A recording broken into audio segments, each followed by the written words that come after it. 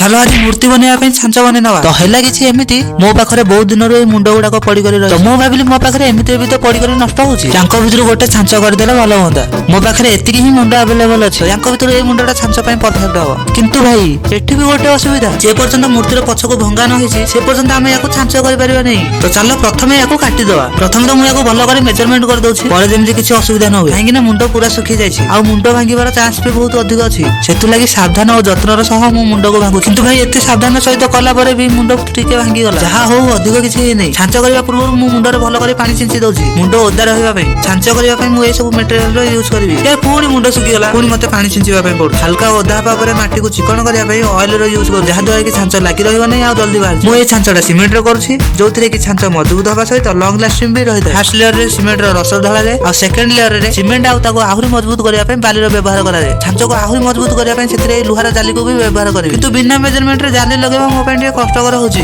मु बार बार लगेबा चेष्टा कर बार बार बाहर जाऊ किंतु तथापि जेमिति जेमिति कर जाली को लगेदेली और एबे छांच बनी कर पूरा रेडी हो जाए एबे याको मु 2 दिन पे सुखिबा को छाड़ दोची 2 दिन पर देखिबा कि छांच केमति उठी एबे देखाबो 2 दिन पर। जय जगन्नाथ।